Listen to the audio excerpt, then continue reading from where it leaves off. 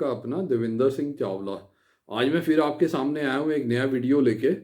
और इससे पहले जो मैंने वीडियो बनाया था कि आपको अपनी फ़ाइल विड्रॉ करनी चाहिए या नहीं करनी चाहिए, आप कौन कौन से चीज़ों का आपको ख्याल रखना चाहिए, किस केस में आपको करनी चाहिए फ़ाइल विड्रॉ और किस केस में आपको नहीं करनी चाहिए, तो वो उसके ऊपर मैंने वीडियो बनाया था। उसको आप लोगों का बहुत प्यार मिला, आपके बहुत अच्छे व्यूज़ आए, उसके लिए आपका बहुत बहुत धन्यवाद।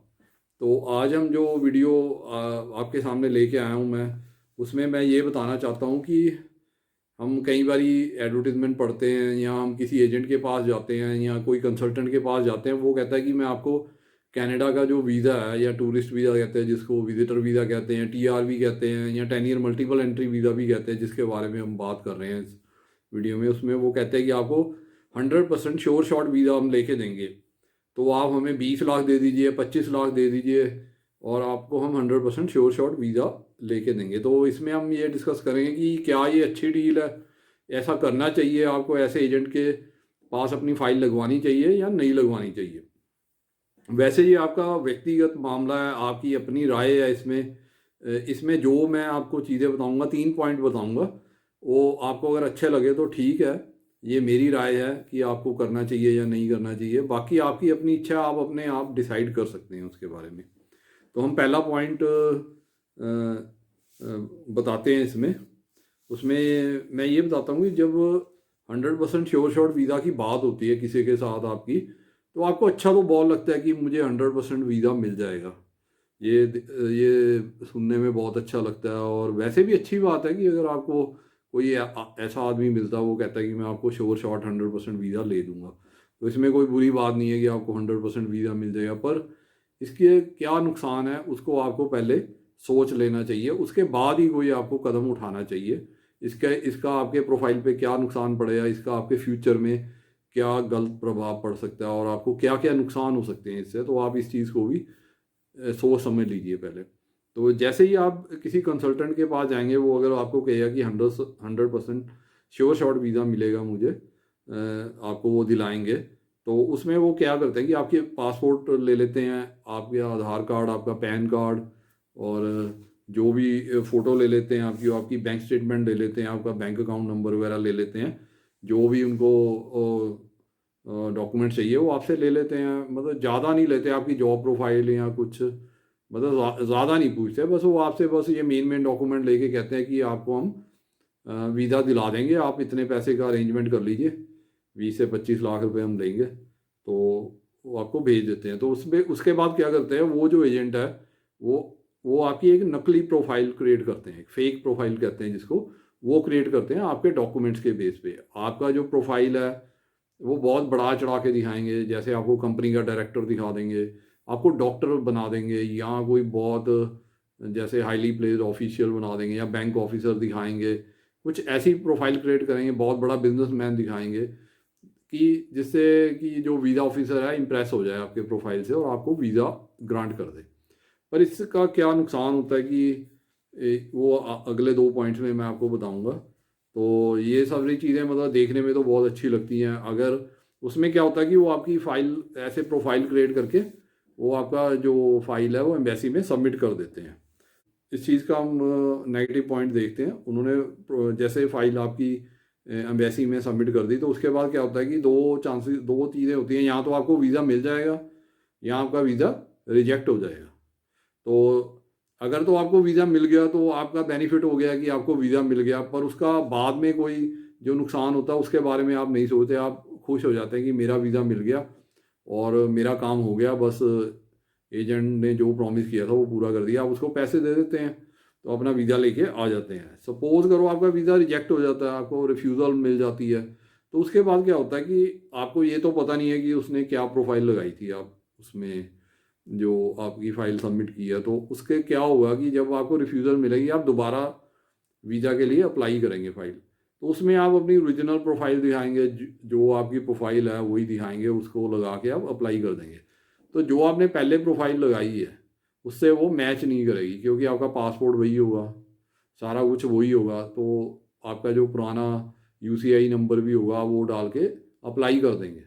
तो उससे क्या हुआ कि कभी भी वो उससे मैच नहीं करेगी, क्योंकि आपको तो पता ही नहीं है कि वो पहले एजेंट ने आपकी क्या प्रोफाइल लगाई है, उसने कौन से डॉक्यूमेंट सबमिट किए है, कितनी आपकी सैलरी दिखाई है, कितनी आपकी इनकम दिखाई है, और कितने बैंक बैलेंस दिखाया। तो आप अपना जो नया प्रोफाइल उसमें क्रिएट करेंगे वो तो उससे मैच करेंगे ही नहीं, क्योंकि ऑलरेडी आपका जो डाटा है, आपका जो सारी इन्फॉर्मेशन, आपकी फ़ोटो, आपका पासपोर्ट नंबर, आपका पैन कार्ड, आपका आधार कार्ड, हर चीज़ की उनके पास ऑलरेडी इन्फॉर्मेशन जा चुकी है। क्योंकि जो पिछली बारी जो एजेंट ने सारा जो उसमें डाटा दिया था वो उसमें फीड हो जाता है, तो वहाँ से कभी वो रिमूव नहीं होता, लाइफ टाइम आपके रिमूव नहीं होएगा वो।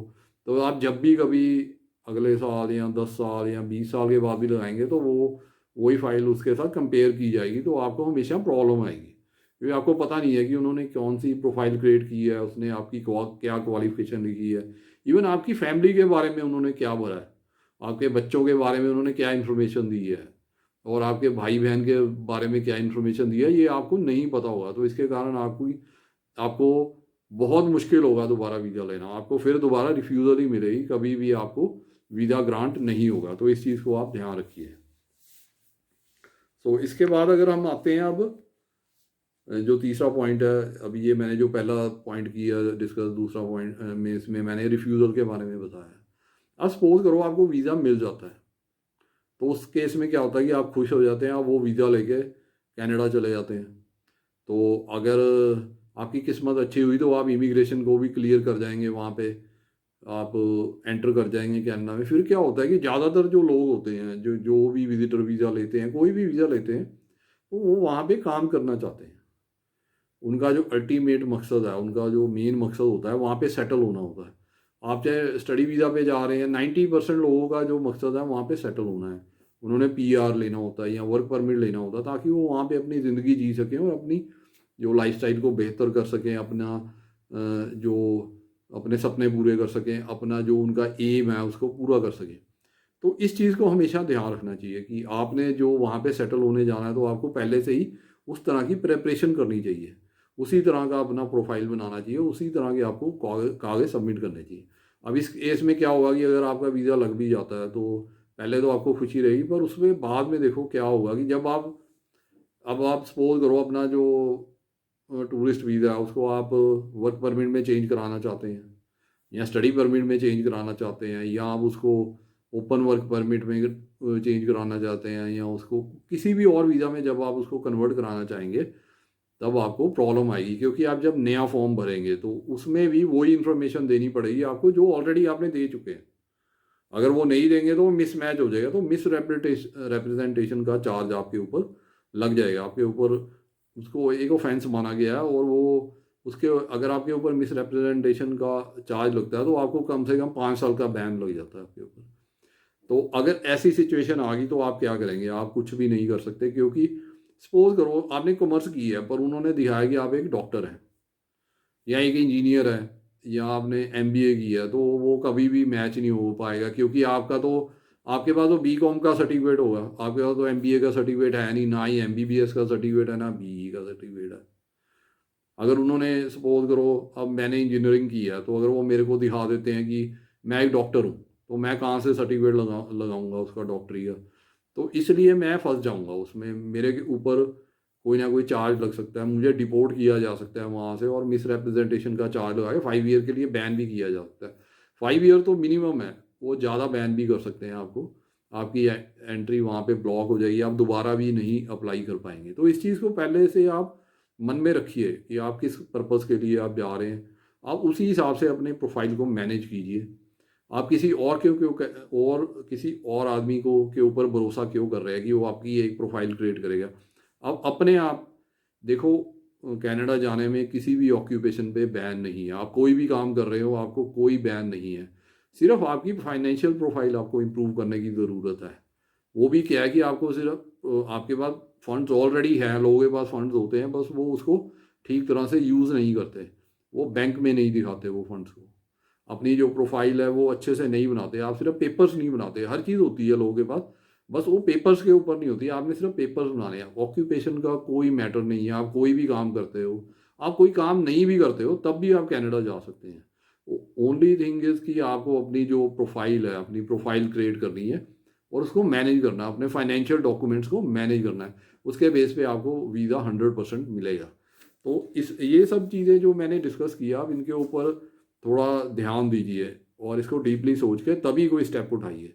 देखिए, ये आपका पर्सनल मामला है कि अगर आप किसी के थ्रू वीज़ा लगवाना चाहते हैं, अगर आपको वो आदमी ठीक लग रहा है तो आप लगवा सकते हैं, पर आप बाद की जो प्रॉब्लम है आप उसको पहले से सोच के चलिए कि बाद में आपको क्या क्या प्रॉब्लम फेस करनी पड़ेगी। यहाँ तक कि इवन जो अगर वो आपके बच्चों के बारे में कुछ ऐसी इन्फॉर्मेशन भर देते हैं तो वो भी कंप्यूटर में चले जाता है, तो कल को आपके बच्चों के फ्यूचर के ऊपर भी उसका इफेक्ट पड़ेगा। आपके भाई बहन का जो डाटा है, जो फैमिली इंफॉर्मेशन फॉर्म है, वो भी कंप्यूटर में डाल दिया जाता है, आपकी वाइफ के बारे में भी। तो आपको नहीं पता कि उन्होंने क्या लिखा उसमें, और वो अगर वो आपको पता भी लग जाता है तो अगर उन्होंने कुछ ऐसी चीज़ लिखी है जिसको आप चेंज नहीं कर सकते तो आपके लिए प्रॉब्लम हो जाएगी। आप कैसे चेंज करोगे? आपके पूरी फैमिली के फ्यूचर के ऊपर इसका इफेक्ट पड़ेगा। तो इसलिए कोई भी स्टेप उठाने से पहले आप इस चीज़ के बारे में सोच लीजिए, तभी आप उस चीज़ को के ऊपर इसके इसके ऊपर चलें और इस काम को अंजाम दें। तो इसलिए मैं कभी भी रिकमेंड नहीं करता कि आप इस तरह के डील करें। अगर आपने डील कुछ ऐसी करनी भी है तो आपको पता होना चाहिए वो कौन सी प्रोफाइल आपकी बना रहे हैं, क्या वो आपसे मैनेज हो पाएगी या नहीं हो पाएगी। तो उम्मीद करता हूँ कि आपको मेरा वीडियो अच्छा लगा होगा। ये उन लोगों के लिए थोड़ा धक्का भी लगेगा उनको कि ये मतलब क्या कह रहे हैं, मतलब अगर मेरा काम हो रहा है तो ये मेरे को ऐसे क्यों बोल रहा है। देखो, ये आपका पर्सनल मामला है, आपने डिसाइड करना आपने क्या करना है। तो उम्मीद करता हूँ कि आपको जो मैं समझाना चाह रहा हूँ आपको समझ आ गया होगा, आपके मन में जो डाउट है वो क्लियर हो गए होंगे, आपके जो क्वेश्चंस हैं उनका आंसर मिला होगा और आपको कुछ नई बातों का भी पता लगा होगा। तो अगर आपको मेरी वीडियो पसंद आई तो आप इसको अपने फ्रेंड्स, फैमिली मेम्बर्स और रिलेटिव्स के साथ शेयर कीजिए ताकि उनको इस चीज़ का फ़ायदा हो सके। क्या पता उनको इस इंफॉर्मेशन की ज़्यादा ज़रूरत हो। इसके अलावा अगर आप आज ये पहली बारी मेरे वीडियो पे आए हैं तो आपने मेरी वीडियो पहली बारी देखी है तो आप इसका, और जो पहले भी देखते हो, इस वीडियो पे कमेंट कीजिए, इसको लाइक कीजिए, और अगर आपका कोई क्वेश्चन है आप कमेंट सेक्शन में लिख के उसका आंसर मेरे से ले सकते हैं, मैं उसका आंसर आपको ज़रूर दूंगा।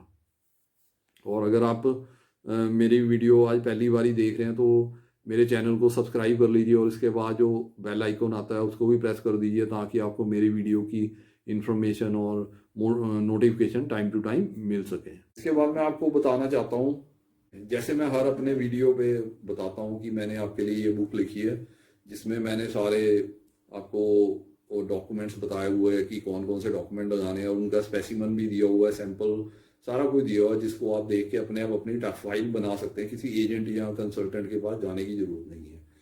इस बुक की कीमत है सिर्फ 450 रुपये, 450 रुपीज़ ओनली, जो आप मुझे पेटीएम या बैंक ट्रांसफ़र से या गूगल पे से भी भेज सकते हैं। और जैसे ही आपकी पेमेंट मुझे मिलेगी तो मैं आपको ये जो बुक है आपको आपके एड्रेस पे कोरियर या रजिस्टर्ड पार्सल के थ्रू भेज दूंगा।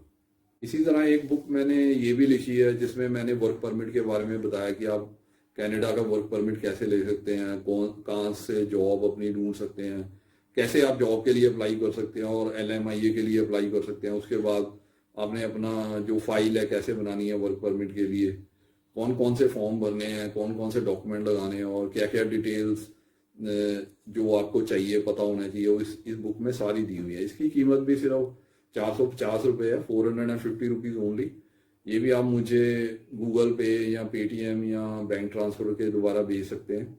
और मैंने जो पेटीएम और गूगल पे नंबर है नीचे डिस्क्रिप्शन में दिया हुआ, आप वहाँ पे पेमेंट करके मुझे जैसे ही इन्फॉर्म करेंगे मैं आपको आपके एड्रेस पे ये बुक कोरियर या रजिस्टर्ड पार्सल के द्वारा भेज दूंगा।